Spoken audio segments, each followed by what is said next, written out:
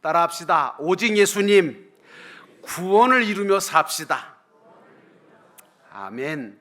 오늘도 믿음으로 이 자리에 나와 하나님의 말씀을 받고 그리고 하나님 앞에 온 마음을 다해 예배 드리시는 여러분 모두에게 우리 주 예수 그리스도께서 주시는 은혜와 평강이 충만하시기를 주의 이름으로 축원합니다. 오늘 말씀의 제목은요, 두려움으로 구원을 이루라는 말씀입니다. 여러분, 한 가정에 자녀가 탄생을 하게 되면 부모들은 어떤 마음을 가지고 기도하고 바랄까요? 자기 자녀가 세상을 살아가면서 누구보다도 건강하게, 지혜롭게 잘 자라서 세상에서 성공하고 행복한 인생을 살기를 원합니다. 똑같이 하나님 아버지께서도, 우리 영혼의 아버지이신 하나님 아버지께서도 우리 영혼을 복음으로 낳으셔서 당신의 자녀를 삼으셨거든요. 그리고 세상에 보내셨어요. 그래서 이 하나님의 자녀가 된 우리가 세상을 살면서 믿음과 소망과 사랑을 가지고 살아 당신이 예비해 두신 천국에 장차 들어갈 때에 모든 것에 대해서, 그 행한 것에 대한 보상을 받고 당신과 함께 영생복락을 누리면서 살기를 바라고 계시는 줄로 믿습니다. 사도 바울은요, 이런 하나님의 소원과 뜻을 알았기에 믿음으로 구원받은 우리를 향하여 뭐라고 얘기하느냐 하면, 두렵고 떨림으로 너희 구원을 이루어 가라 라고 말하고 있습니다. 어떤 분은 이 말씀을 들으면 무슨 생각을 하냐면, 아니, 나는 주님의 은혜로 믿음으로 완전한 구원을 받았는데 뭘 또 왜 구원을 이루어 가야 된다고 이야기하느냐? 그게 말이 되냐? 구원 받았는데 뭘 또 구원을 이루어 가야 되느냐? 이렇게 말하는 분이 계십니다. 그건 마치 무엇하가 똑같으냐면, 갓 태어난 아이가 나는 인간으로 태어났어, 완전한 인간이야, 그러니까 더 이상 자라거나 더 이상 성장하거나 더 이상 배울 필요도 없고 일할 필요도 없어. 이것과 똑같은 거예요. 그러므로 여러분, 오늘 이 말씀을 들으시면서 우리가 자라나야 된다고 하는 사실, 하나님의 형상과 모양을 회복하면서 닮아가면서 하나님 기뻐하시는 당신의 자녀로, 백성으로 자라가야 된다고 하는 사실에 대해서 확실하게 신앙을 가지시기를 주의 이름으로 축원합니다. 이제 본문의 말씀으로 돌아가서 첫 번째로 생각해 봐야 될 것은, 이 세상은요, 우리가 사는 이 세상은 구원을 이루어가는 곳이라고 하는 겁니다. 12절에 보니까, 그러므로 나의 사랑하는 자들아, 너희가 나 있을 때뿐만 아니라 더욱 지금 나 없을 때도 항상 복종하여 두렵고 떨림으로 구원을 이루라, 이 말씀을 하고 있어요. 그러므로 여러분, 우리 성도들은요, 이거 하나는 좀 알고 신앙생활 하실 필요가 있어요. 그게 뭐냐면, 하나님이 우리로 하여금 살게 하신, 보내시고 살게 하신 이 세상은요, 구원을 이루어가는 곳이지 누리라고 주신 것이 절대로 아니라는 것을 아셔야 돼요. 여러분, 이 세상은 구원을 이루어가는 장소지 누리는 장소가 아니에요. 근데 사람들은 거꾸로 살죠. 누리려고. 그러다가 사고 치는 거예요. 그러다가 불행해져요. 누려보지도 못하고. 우리는요, 예수님을 나의 구주로 영접을 하고 믿은 순간 구원을 얻게 됐죠. 그리고 하나님의 자녀가 됐죠. 하늘나라에 들어갈 자격까지는 얻었어요. 그런데 이것은 전적인 주님의 은혜와 선물로 주신 기본 구원이잖아요. 그러니까 우리 입장에서 보면 나는 아무 노력도 없이 그냥 믿었다는 거, 사실은 그 믿음도 뭐예요? 하나님이 주신 선물인 건 아세요? 내가 뭐 잘나서 믿은 줄 아시는 분 계십니까? 내가 똑똑해서 예수 믿은 줄 아세요? 아니요. 하나님이 믿을 수 있는 믿음을 선물로 주셨기 때문에 내가 믿게 된 거거든요. 그래서 값없이 얻은 구원, 공짜 구원 같아요. 아무 노력도 없이 받은 것 같잖아요. 근데 사실 그래요? 아니요. 사실 내막적으로 보면 주님이 우리를 위해서 어마어마한 고난을 다 당하시고 십자가를 져주셨기 때문에, 그리고 보배로운 피를 흘려주셨기 때문에, 그리고 죽어주셨기 때문에, 죄값을 치루어 주셨기 때문에 그 귀한 구원을 우리가 얻게 된 줄로 믿습니다. 이 귀한 구원을 선물로 받아서 거듭난 우리지만 아직 영원한 천국에 이르지 않았잖아요. 그리고 그곳에 그 천국에 받아 누릴 온갖 영광스러운 하나님이 예비하신 부름의 상이 있고 면류관이 예비되어 있는 것은 아세요? 우리는 그러므로 이 세상을 살되 게으르지 말아야 합니다. 세월을 아껴가며 베푸신 구원의 감사와 감격을 가지고 앞으로 들어가서 영원히 누릴 저 천국에서 주님이 부르심의 상급과 면류관을 주실 때까지 힘써 구원을 이루어가는 자가 되어야 되는 줄로 믿습니다. 그러므로 사랑하는 성도 여러분, 오늘 이 말씀을 들으면서 우리에게는 이루어가야 될 구원이 있구나 라고 하는 사실을 깨닫게 되기를 주의 이름으로 축원합니다. 그런데 많은 사람들이 이런 구원의 은혜와 감격을 잊어버려요.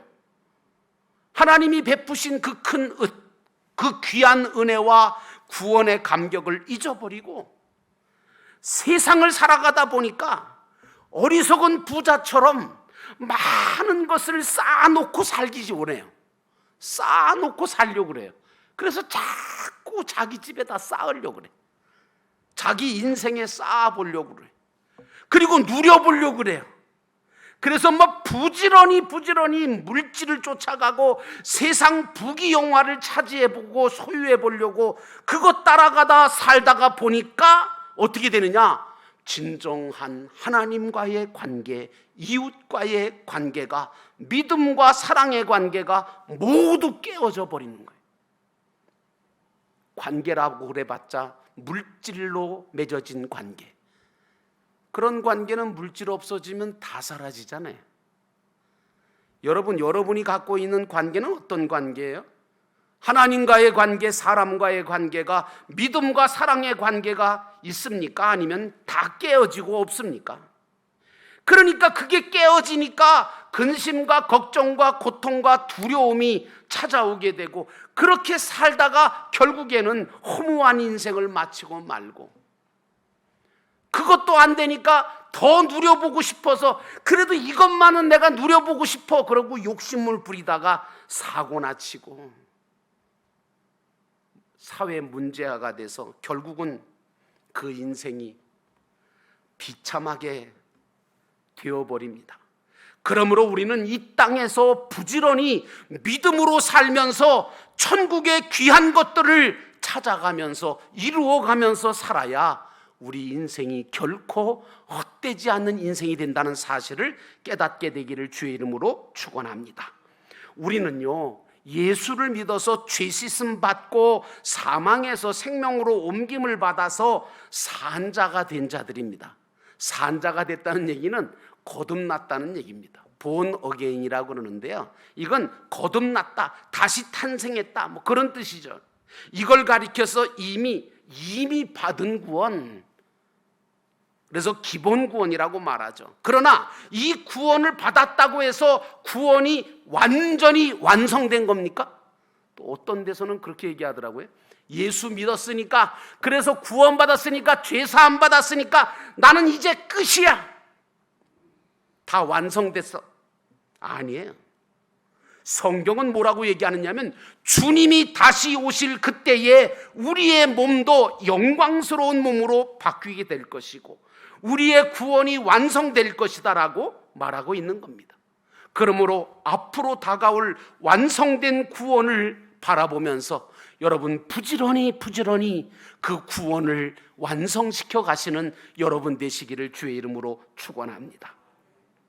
우리가 세상에 태어날 때 완전한 인간으로 태어나긴 하죠. 여러분 태어난 아기는 완전한 인간은 맞아요. 근데 뭐예요? 세상을 살아가야 되잖아요. 그리고 성장해야 되잖아요.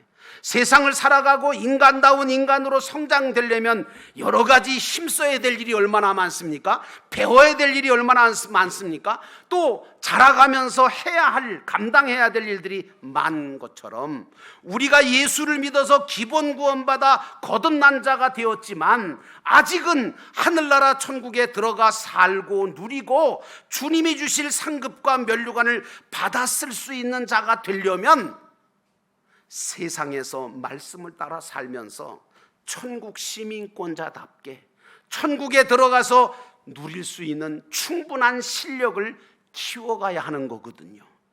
하나님이 우리를 세상에 두신 것은 마치 무엇과 같으냐 하면 이스라엘 백성들을 출애굽시켜 가지고 가나안 땅으로 들어가 살아야 되거든요.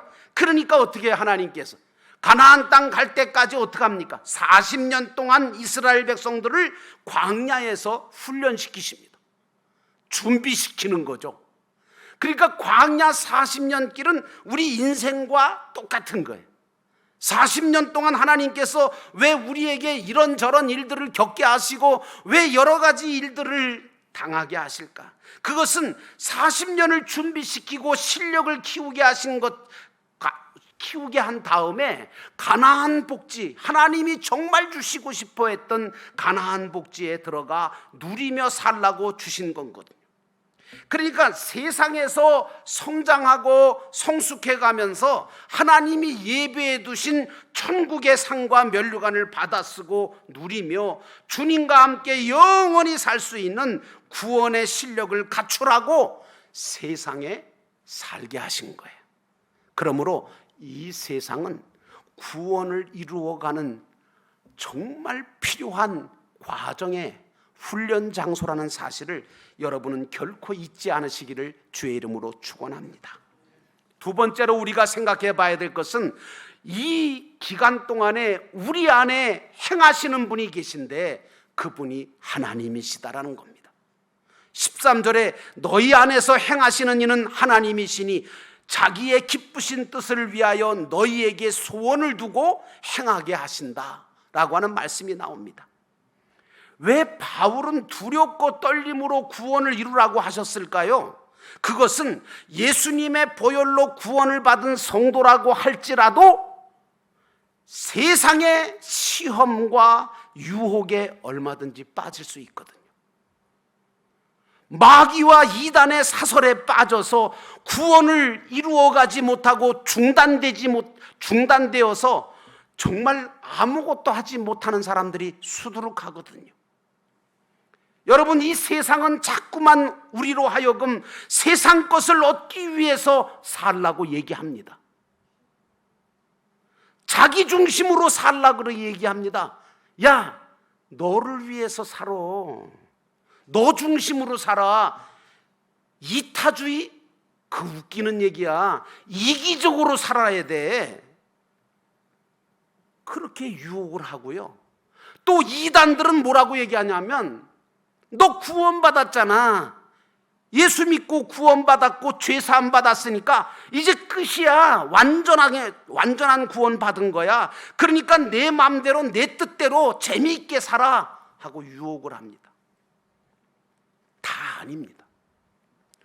바울이 말하는 두렵고 떨림으로 구원을 이루라고 하는 이 말씀은 어떤 공포심이나 두려움을 가지라고 하는 말이 아니고요. 하나님 앞에 선 사람처럼 두려움과 떨림을 가지고 최선을 다하라고 하는 말씀인 거예요. 구원을 이루는 신앙생활은 마치 무엇과 같으냐면요, 저는 요즘 이게 길을 걸어가다 보면 자전거 타고 가시는 분들을 봅니다. 근데 자전거 타고 가는 것, 그거 자전거 타는 거하고 참 비슷한 것 같아요. 여러분 자전거 어떻게 타죠? 처음에 올라타요. 올라타서 이제 어느 선까지는 가죠. 그냥 가만히 있어도. 근데 이게 점점 속도가 줄면서 나중에 어떻게 되죠? 비틀거리고 어떻게 돼요? 쓰러져 버리잖아요. 그렇게 안 되려면 어떡합니까? 자전거를 딱 탔어요. 그러면 어떻게 해요? 출발해서 이제 탔어요. 탄 데까지는 잘했어요. 근데 뭐예요? 주기적으로, 정기적으로 뭐 해야 돼요? 페달을 밟아야 돼요. 그래야 쓰러지지 않아요. 그래야 흔들거리지 않고 목적지까지 갈 수 있잖아요. 똑같은 거예요. 하나님께서 여러분을 구원시켜 주셨지만 그 구원이 완전하게 목적지까지 도착할 뿐만 아니라 하나님께서 주실 것들을 받아 누릴 수 있는 그때까지 달려가려면 우리는 끊임없이 뭐 해야 돼요? 페달을 밟아야 돼요. 그래서 기도해야 되고, 그래서 예배드려야 되고, 그래서 말씀대로 살아야 돼요. 그러므로 우리는 늘 잊지 말아야 될 것 중에 하나가 뭐냐 하면, 내가 무엇을 하든 그것은 우리 안에 행하시는 하나님이 계시기 때문에 되어지는 일임을 잊지 말아야 합니다. 그래서 믿는 사람들은 무엇을 하든지 또 무엇이 되어지든지 그것을 행하고 이루게 하신 분이 누구예요? 하나님이십니다 라고 하는 그 고백이 있으셔야 돼요. 여러분의 입술로, 여러분의 마음으로 이 고백을 수없이 하시기를 주의 이름으로 축원합니다. 하나님이 하게 하셨어요. 감사합니다.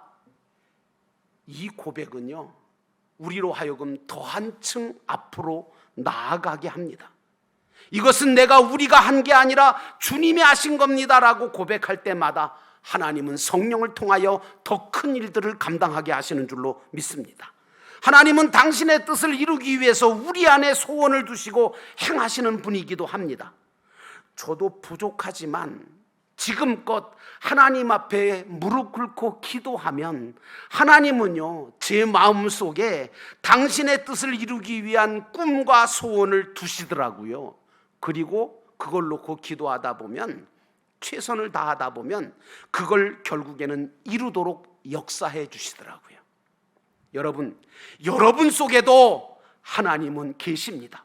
그리고 하나님은 여러분들 속에 당신의 소원을 두시고 그 일을 이루시기 위해서 역사하고 계신다는 사실을 여러분 의심 없이 받아들이시기를 주의 이름으로 축원합니다.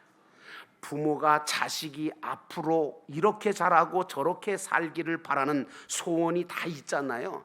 하나님 아버지도 마찬가지예요. 우리 각자를 향한 뜻과 소원을 가지고 계시고 그것을 이루어 가시려고 성령님을 통하여 소원을 두시고 우리를 인도해 가시는 줄로 믿습니다. 그러므로 우리는 우리 속에 계시고 역사해 주시는 그 주님으로 인하여 힘을 얻어야 하고 지혜를 얻어야 하고 모든 일을 감당할 수 있는 그런 자가 되는 것이 중요합니다. 여러분, 사도 바울이 어떻게 그런 큰 일을 했을까? 사도 바울이 어떻게 그렇게 많은 교회들을 세우고 하나님의 복음을 수많은 사람들에게 전할 수 있었을까? 사도 바울은 고백하지요. 빌립보서 4장 13절 잘 하시는 말씀입니다. 내게 능력 주시는 자 안에서 내가 모든 것을 할 수 있느니라. 그러므로 사랑하는 성도 여러분, 하나님은 여러분 안에 계셔서 여러분 안에 소원을 두시고 그 소원을 이루어 감으로 인하여 구원을 이루도록 역사하고 계시다는 사실을 믿음으로 고백하시기를 주의 이름으로 축원합니다. 마지막 세 번째로, 그러므로 우리는 무엇을 하든지 지금부터 기쁨으로 해야 합니다. 감사함으로 해야 합니다. 17절과 18절 말씀 보니까 만일 너희 믿음의 제물과 섬김 후에 내가 나를 전제와 같이 드릴지라도 나는 기뻐하고 너희 무리와 함께 기뻐하리니 이와 같이 너희도 기뻐하고 나와 함께 기뻐하라.